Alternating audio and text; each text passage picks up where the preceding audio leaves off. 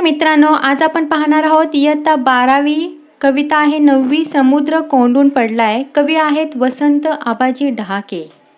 बालपणाचा काळ सुखाचा असे म्हटले जाते, परंतु आजच्या शहरी धकाधकीच्या जीवनात लहान मुलांना कसं मैदानावरती मोकळेपणाने खेळायला भेटत नाही, बागडायला भेटत नाही, त्यांना मातीमध्ये मनसोक्त खेळता येत नाही, कोवळ्या ऊन भेटत नाही त्यांना, तसेच पहिल्या पावसात भिजताही येत नाही. शहरी महानगरी जीवनामुळे बालपण कसे हरवत चालले आहे.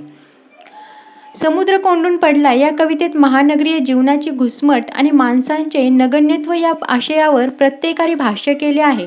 समुद्र हे अफाट सर्जनशील जीवनाचे प्रतीक महानगरीय बडेजावात कसे आकर्षून गेले आहे आणि बालपण किती दयनीय व चिंताग्रस्त झाले आहे याचे सार्थ प्रतिमातून चित्रण या कवितेत आढळते. सुरुवातीला आपण कवी वसंत आबाजी डहाके यांचा परिचय पाहूया. हे सुप्रसिद्ध कवी, कादंबरीकार, समीक्षक, संपादक, चित्रकार. वाङ्मयीन कारकीर्द त्यांची काव्यलेखापासून सुरू झालेली आहे. योगभ्रष्ट, शुभवर्तमान, शुनःक्षेप, चित्रलिपी हे त्यांचे कविता संग्रह आहेत. अधोलोक, प्रतिबद्ध आणि मर्त्य या त्यांच्या कादंबऱ्या प्रसिद्ध आहेत. यात्रा, अंतरयात्रा हे त्यांचे चिंतनात्मक ललित लेखन असे साहित्य प्रकाशित आहे. भोवतीच्या समाजव्यवस्थेने मानवी जगण्याला ज्या पातळीवर आणून सोडले आहे त्याबद्दल कवी अस्वस्थ आहे. या युगातील मानवी दुःख, एकाकीपणा, जीवनातील अस्थिरता, दहशत, सर्वव्यापी भय आणि पराधीनता या साऱ्यांचे चित्रण समृद्ध आणि समर्पक प्रतिमांचा वापर असलेल्या भाषेत केलेले आहे. त्यांची भाषा आशयाचे अंतर्स्तर उलगडून दाखवणारी आहे. निसर्गातील प्रतिमांचा वैशिष्ट्यपूर्ण वापर करणारे आहे. शालेय मराठी शब्दकोश, संक्षिप्त मराठी वाङ्मय कोश आणि वाङ्मयीन संज्ञा संकल्पना कोश यांचे संपादनही त्यांनी केले आहे. त्यांचा चित्रलिपी हा काव्यसंग्रह साहित्य अकादमी पुरस्काराने सन्मानित झाला आहे. तसेच जनस्थान पुरस्कार आणि उत्कृष्ट साहित्य निर्मितीचा महाराष्ट्र राज्य पुरस्कार इत्यादी पुरस्कारांनीही त्यांना सन्मानित केले आहे. आताच आपण वसंत आबाजी डहाके कवी यांचा परिचय पाहिलात. याच्यातले त्यांचे जे काव्यसंग्रह आहेत त्यांची नावं जरा लक्षात ठेवा. एक्झाममध्ये उत्तरमध्ये तुम्ही दीर्घोत्तरी प्रश्नामध्ये ते लिहू शकता. समुद्र म्हणजे अथांग पाणी आणि पाणी म्हणजे जीवन. हे आपल्याला सर्वांनाच माहिती आहे की पाणी म्हणजे जीवन आहे. या दृष्टीने या कवितेतील समृद्ध हा जीवनाचे प्रतीक आहे.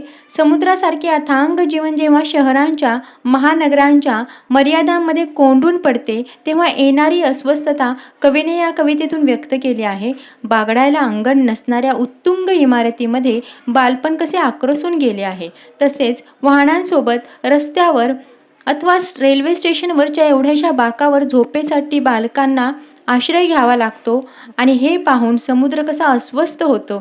मोठ्यांच्या कार्यव्यस्त जगात बकाल होत जाणारे बाल्य कवीला अधिकच व्यथित करते. म्हणजे बालपणाची शहरी जीवनात काय अवस्था झाली आहे, कशी चिंताग्रस्त अवस्था आहे हे या कवितेतून कवींनी आपल्याला सांगितलेलं आहे. आपण सुरुवातीला कविता पाहूया. समुद्र कोंडून पडलाय गगनचुंबी इमारतीच्या गजाआड. समुद्र कोंडून पडलाय गगनचुंबी इमारतीच्या गजाआड. तो संत्रस्त वाटतो संध्याकाळी, पिंजारलेली दाढी झिंजा. हताशपणे पाहत असतो समोरच्या 32व्या मजल्यावरील मुलाकडे, ज्याचं बालपण उंचच उंच पर अरुंद झाले आणि त्याला कल्पनाच नाही. समुद्राच्या डोळ्यात थकव्यांचं आभाळ उतरत येतं. समुद्राच्या डोळ्यात थकव्यांचं आभाळ उतरत येतं आणि शिणून तो वळवतो डोळे. इमारतींच्या पलीकडच्या रस्त्यावर थकलेल्या माणसांचे पाय, बसकी चाकं. समुद्र अस्वस्थ होऊन जातो शहराच्या आयुष्याच्या विचाराने. तेव्हा तो मनातल्या मनातच मुक्त होऊन फिरू लागतो. शहरातल्या रस्त्यावरून, वस्त्यामधून उशिरापर्यंत रात्री तो बसलेला असतो. स्टेशनवरल्या बाकावर एकाकी समोरच्या रुळांवरील रहदारी पाहत, हातावर डोकं ठेवून अर्धमिटल्या डोळ्यांनी त्याला आठवतं त्याच्याच शेजारी पाय मुडपून कसं बसत झोपलेलं एखादं मूल, ज्याचं बालपण स्टेशनवरल्या बाका एवढंच आणि त्याची त्याला कल्पना असावी किंवा नसावी. समुद्र खिन्न हसतो आणि शिनलेल्या पापण्या मिटून घेतो. त्याला काळजी वाटते साऱ्यांच्याच बालपणाची, वयस्कांच्या शहरातली. तर शुभ वर्तमान या त्यांच्या काव्यसंग्रहातील ही कविता आहे. आता आपण पाहूया कविता. समुद्र कोंडून पडलाय गगनचुंबी इमारतीच्या गजाआड. महानगरीय गदारोळात समुद्र म्हणजे जीवन कसे नगण्य आणि काडीमोल झाले आहे याचे चित्रण करताना कवी म्हणतात, समुद्र कोंडून पडलाय गगनचुंबी इमारतीच्या गजाआड. गगनचुंबी म्हणजे टोलेगंज, खूप उंच इमारती. गगनचुंबीचा अर्थ आहे टोलेगंज किंवा खूप उंच इमारती. समुद्र किनाऱ्यावरील उंच उंच टोलेगंज इमारतीच्या गजापलीकडे समुद्र कसा बंदिस्त झालेला आहे, अडकलेला आहे. तो संध्याकाळी खूप त्रासलेला वाटतो. आपली पिंजारली दाढी आणि विस्कटलेल्या केसांनी हतबल होऊन समोरच्या उत्तुंग इमारतीच्या 32व्या मजल्यावरील मुलाकडे पाहतो. समुद्र कोंडून पडलाय गगनचुंबी इमारतीच्या गजाआड. गगनचुंबी म्हणजे कसं टोलेगंज, उंचच उंच इमारती. तो संत्रस्त वाटतो. संत्रस्त म्हणजे अतिशय त्रासलेला वाटतो. तो संत्रस्त वाटतो संध्याकाळी पिंजारलेली दाढी आणि झिंजा. झिंजा म्हणजे डोक्यावरचे वाढलेले केस किंवा विस्कटलेले केस, त्याला म्हणायचं झिंजा. हताशपणे पाहत असतो समोरच्या 32व्या मजल्यावरील मुलाकडे. हताशपणे म्हणजे हतबल होऊन. ज्याचं बालपण उंचच उंच पण अरुंद झाले. त्याचं बालपण उंचच उंच पण अरुंद झाले आणि त्याला त्याची कल्पनाच नाही. समुद्र किनाऱ्यावरील उंचच उंच टोलेगंज इमारतीच्या गजापलीकडे समुद्र कसा बंदिस्त झालेला आहे, अडकलेला आहे. तो संध्याकाळी खूप त्रासलेला वाटतो. आपली पिंजारलेली दाढी आणि विस्कटलेल्या केसांनी हतबल होऊन समोरच्या उत्तुंग इमारतीच्या 32व्या मजल्यावरील मुलाकडे पाहतो आणि त्या मुलाचे बालपण उंचच उंच पण अरुंदने खुजे झाले आहे. बालपण गुदमरलेले, घुसमटलेले आहे हे त्या मुलांना कळतच नाही. कोंडलेल्या स्थितीत ते मूल बालपणाचा मोकळा आनंद घेऊ शकत नाही. शहराने त्यांच्यातल्या कोवळ्या भावना खच्ची केल्या आहेत. इमारतीच्या पलीकडच्या रस्त्यावर थकलेल्या माणसांचे पाय आणि भसकी चाकं. आता बघूया आपण पहिला पॅराग्राफ. समुद्र कोंडून पडलाय गगनचुंबी इमारतीच्या गजाआड. समुद्र कोंडून पडलाय गगनचुंबी इमारतीच्या गजाआड. तो संत्रस्त वाटतो संध्याकाळी पिंजारलेली दाढी झिंजा हताशपणे पाहत असतो. ज्याचं बालपण उंचच उंच पण अरुंद झाले आणि त्याची त्याला कल्पनाच नाही. समुद्राच्या डोळ्यात थकव्यांचं आभाळ उतरतं. समुद्राच्या डोळ्यात थकव्यांचं आभाळ उतरतं आणि शिणून तो वळवतो डोळे. इमारतीच्या पलीकडच्या रस्त्यावर थकलेल्या माणसांचे पाय, बसकी चाकं. आता ह्याच्यात बघा, उंचच उंच पण अरुंद बालपण, ह्याचा अर्थ असा आहे, उंचच उंच पण अरुंद बालपण म्हणजे किनाऱ्यावरच्या टोलेगंज इमारतीच्या 32व्या मजल्यावरील मुलाला समुद्र कसा हताशपणे पाहतो. त्याच्या मनात विचार येतो की शहर उंच उंच इमारतींनी नटले, पण त्यात बालकांचे बालपण मात्र खुजे झाले. माती त्यांच्यापासून दुरावलेली आहे, त्यामुळे त्यांचे बालपण निमुळते, टोकदार आणि अरुंद झाले. उंचच उंच पण अरुंद बालपण म्हणजे ह्या मुलांचं बालपण जे शहरीकरणामुळे काय झालेलं आहे, एकदम निमुळतं, टोकदार आणि अरुंद झालेलं आहे. डोळ्यात उतरलेलं थकव्यांचं आभाळ. डोळ्यात उतरलेले थकव्यांचा आभाळ म्हणजे समुद्र जेव्हा उत्तुंग इमारतीच्या 32व्या मजल्यावर अडकून पडलेल्या एका निरागस बालकाला पाहतो, तेव्हा त्याच्या बालपणाची खंत त्याला वाटते. त्याचे बालपण खुजे होत चालले याची मनस्वी काळजी वाटते. त्रासून तो हताशपणे बालकाकडे पाहतो आणि समुद्राच्या डोळ्यात आभाळभर थकवा उतरतो. आता बघूया. समुद्र कोंडून पडलाय गगनचुंबी इमारतीच्या गजाआड. तो संत्रस्त वाटतो संध्याकाळी पिंजारलेली दाढी झिंजा हताशपणे पाहत असतो समोरच्या 32व्या मजल्यावरील मुलाकडे. ज्याचं बालपण उंचच उंच पण अरुंद झाले आणि त्याला कल्पनाच नाही. समुद्राच्या डोळ्यात थकव्याचं आभाळ उतरत येतं आणि शिणून तो वळवतो डोळे. इमारतीच्या पलीकडच्या रस्त्यावर थकलेल्या माणसांचे पाय, बसची चाकं. याचं आपण स्पष्टीकरण पाहूया. समुद्र कोंडून पडलाय या कवितेत कवी वसंत आबाजी डहाके यांनी समुद्र हे अथांग जीवनाचे रूप घेऊन महानगरी जीवनाची मूल्यहीनता आणि असंवेदनशीलता प्रकर्षाने दाहक शब्दात मांडली आहे. या संदर्भात उपरोक्त ओळीतून समुद्राची असहाय्य, हतबलता आणि अधोरेखित केलेली आहे. किनाऱ्यावरील टोलेजंग उत्तुंग इमारतीच्या गजाआड समुद्र म्हणजे पर्यायाने निर्मळ अथांग जीवन कैद झालेला आहे. संध्याकाळच्या वेळी अतिशय त्रासलेला समुद्र दाढी व झिंजापिंजारून हताश झाला आहे. त्याला गगनचुंबी इमारतीच्या 32व्या मजल्यावर एक मुलगा दिसतो. त्या मुलाचा विचार करताना समुद्राला हे जाणवते की मुलांचे बालपण निमुळते, टोकदार आणि अरुंद म्हणजे खुजे झालेले आहे. याची त्या बालकाला कल्पनाच नाही. भौतिक प्रगतीची उंची आणि खुजी झालेली बाल्यावस्था यातील विरोधाभास समुद्राच्या लक्षात येतो आणि त्याच्या डोळ्यात अफाट थकवा येतो. म्हणून तो नजर वळवून इमारतीच्या पलीकडच्या रस्त्यावरचे माणसांचे रखडत चाललेले पाय व सुसाट पळणारी बसची चाकं पाहतो. तिथेही त्याला गती अधोगतीचं विचित्र चित्र दिसतं. आता ह्याच्यामधील भाषिक वैशिष्ट्य काय, तर या कवितेत कवीने काय केलेले, मुक्त छंद योजला आहे. कवीने मुक्त शैलीतील विधानात्मक मांडणी करून महानगरीय वैफल्यग्रस्तता शब्दातून दर्शवली आहे. त्यामुळे गिरमिटाने ऊर्ध्वमूल पोखरत जावे तशी शब्दकळा हृदयाला थेट भिडते आणि व्याकुळ अनुभवांची प्रचिती येते. समुद्र चलत आणि गतिमान क्रियापदांमुळे समुद्राचा मानसिक प्रवास दुर्गोच्चर होतो. पिंजरलेले केस आणि दाढी या शब्दबंधामधून आपल्याला समुद्राचे मानवीकरण करून भावनिक पातळीत कविता जाताना दिसते. उंचच उंच पण अरुंद बालपण, डोळ्यात थकव्याचं आभाळ या प्रत्येकारी प्रतिमातून आशयाचा विस्तार अधिक गडद झाला आहे. महानगरीय संवेदनेची ही मराठी कविता शहरी संस्कृतीचे दर्शन सार्थपणे घडविते.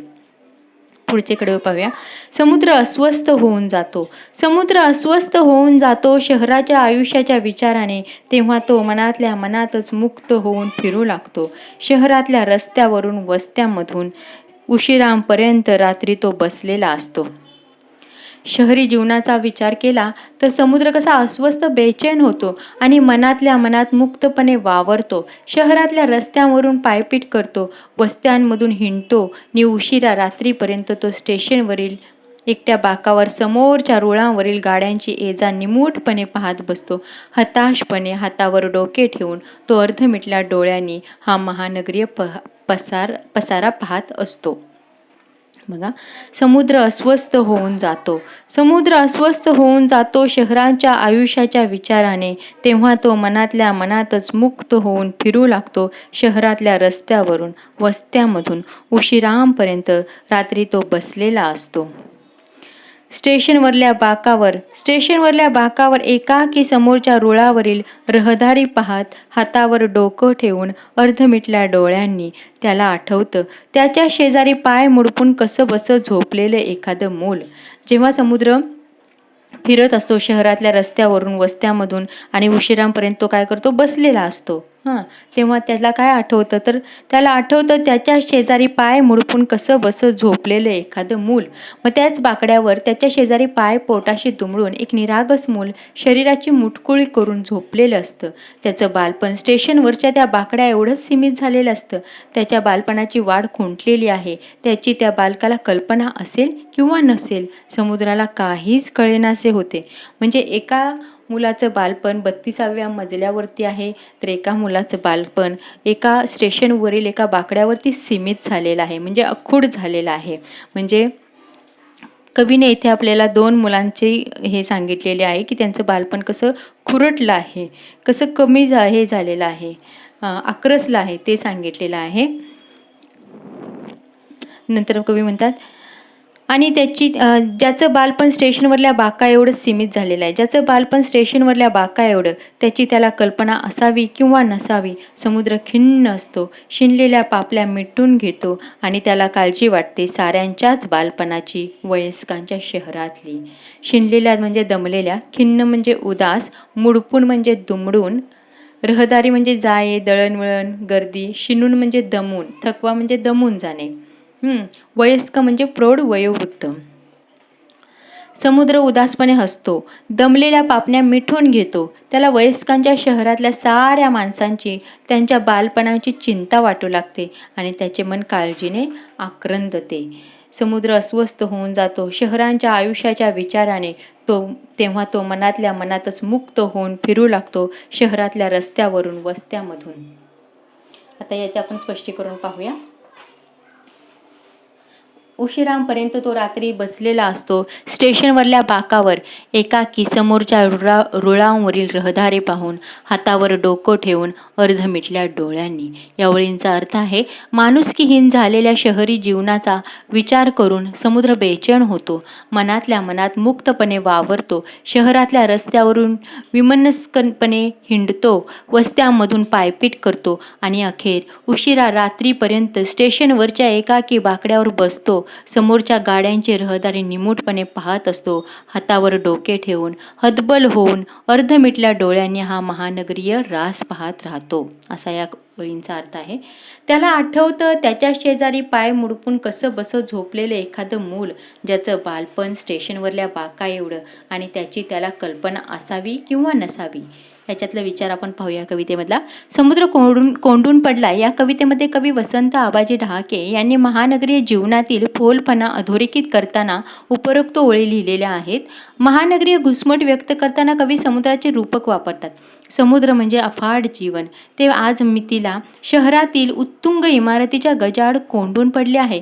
या विचाराने अस्वस्थ झालेला समुद्र रात्री थकून स्टेशनवरच्या एकाकी बाकड्यावर हताश होऊन बसतो. त्यावेळी त्याच्या शेजारी त्याच बाकड्यावर एक मूल पाय छातीशी दुमडून झोपलेलं त्याला आढळते. त्याच्या भविष्याने चिंतित झालेल्या समुद्राला त्याचे खुरटलेले बालपण त्या बाका एवढे संकुचित असलेले जाणवते.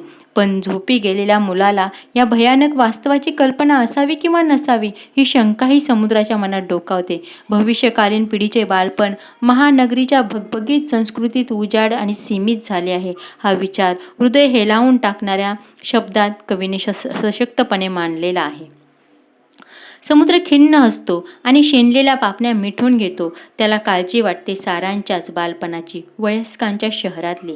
यातील आपण भावसौंदर्य पाहूया. महानगरीय दुरावस्थांनी घुसमट, समुद्र कोंडून पडला या कवितेत कवी वसंत आबाजी डहाके यांनी भावपूर्ण शब्दात चित्रित केले आहे. मूल्यहीन शहरी संस्कृतीच्या विचाराने त्रस्त झालेला समुद्र अपरात्री थकून भागून रेल्वे फलाटावरील एकाकी बाकड्यावर विसावतो, तेव्हा त्याच बाकड्यावर एक मूल पोटाशी पायाची मोटकुळी करून झोपलेलं त्याला दिसते. बालपण असे संकुचित झालेले पाहून समुद्र विषादाने उदास होऊन हसतो आणि जळजळणाऱ्या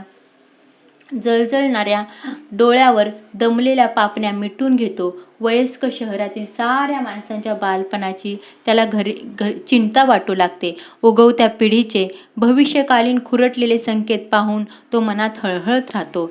स्टेशनवरच्या या चित्रदर्शी दृश्यातून कवीने समुद्राच्या मनातील विवंचना अचूक व भावपूर्ण शब्दात रेखाटली आहे.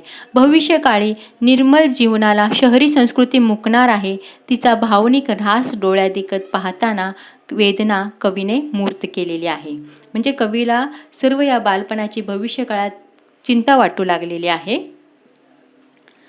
शहरातील बाल्याची अवस्था कवितेत कशा प्रकारे प्रकट झाली आहे ते आपण पाहूया. समुद्र कोंडून पडलाय या कवितेमध्ये कवी वसंत आबाजी डहाके यांनी शहरातील मुलांचे भयान वास्तव भावपूर्ण शब्दात कथित केले आहे. किनाऱ्यावरील उभारलेल्या उंच गगनभेदी इमारतीच्या गजाआड समुद्र कोंडलेला आहे. तो हतबल होऊन इमारतीच्या 32व्या मजल्यावर अडकून पडलेल्या निरागस बालकाकडे हताश होऊन पाहतो. तो विचार करतो की या मुलांचे बालपण निमुळते टोकदार असेल तरी ते अरुंद झालेले आहे.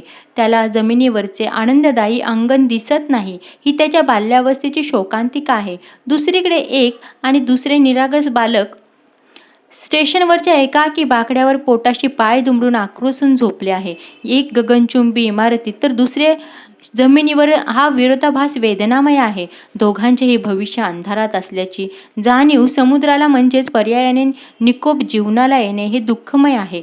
समुद्र या दोन्ही अवस्थांकडे हताशपणे पाहत बसतो. दाढी व झिंजा पिंजारून अस्वस्थपणे शहरातील वस्तूमधून सैरभैर हिंडत राहतो. अशा प्रकारे शहरातील बाल्याची अवस्था कवितेतून कवींनी समर्थपणे चित्तारलेली आहे. समुद्र कोंडून पडलाय या शीर्षकाचा अर्थ तुम्हाला सांगूया. समुद्र म्हणजे अमर्याद असलेले प्रवाही मानवी जीवन होय. समुद्रासारखे सर्जनशील अथांग जीवन जेव्हा महानगराच्या मर्यादेत बंदिस्त होते, त्यावेळची बैचैन्य अवस्था, जीवघेणी घुसमट, समुद्र कोंडून पडलाय या कवितेच्या शीर्षकातून कवी वसंत आबाजी डहाके यांनी सार्थपणे प्रत्ययास आणले आहे. शहरामध्ये उंचच उंच ठोलेगंज इमारतींचे तुरुंग उभारले गेले आहेत. त्यात बाल्यावस्था घुसमटते आहे. या उत्तुंग इमारतीच्या गजाआड समुद्र असहाय्य होऊन अडकला आहे. समुद्राचे अस्तित्व हे विस्तीर्ण, अफाट आणि विशाल असते. ते सतत उचंबळलेले व जिवंत असते. परंतु भौतिक सुखाच्या हव्यासाने, येणाऱ्या महानगरीय चंगळवादाने या विशाल जीवनाला कैद केले आहे. जणू संजीवन पाण्याची कबर बांधली आहे किंवा अमृताचे विषात रूपांतर झाले आहे. समुद्राची ही भावविवशता कवींनी समुद्र कोंडून पडला या शीर्षकामधून प्रत्येकारिकरित्या साकारली आहे. त्यामुळे हे शीर्षक या कवितेला अगदी सूचक आणि सार्थ आहे. तर मित्रांनो, आपल्याला विद्यार्थ्यांनी इतक्या छान निसर्गाची निर्मिती केली आहे, परंतु आजच्या या लहान मुलांना बालपणात या निसर्गाचा आस्वादच घ्यायला मिळत नाही. तसेच एवढी फळे फुले निर्माण केली, सृष्टी निर्माण केली, ते त्यांना पाहायलाच भेटत नाही. म्हणजे त्यांचा भविष्यकाळ कसा अंधारात चाललेला आहे, त्यांना कशाचा आनंद उपभोगताच येत नाही आहे. तर याबद्दल काहीतरी केले पाहिजे. मित्रांनो, आपण ही कविता पाहिली. बालपणाचं वास्तव, तुम्ही सध्याचं बालपणाचं वास्तव या कवितेत कवींनी रेखाटलेलं आहे. तर खूप दयनीय आणि चिंताग्रस्त बालपण आहे हे. धन्यवाद मित्रांनो, पुन्हा भेटूयात.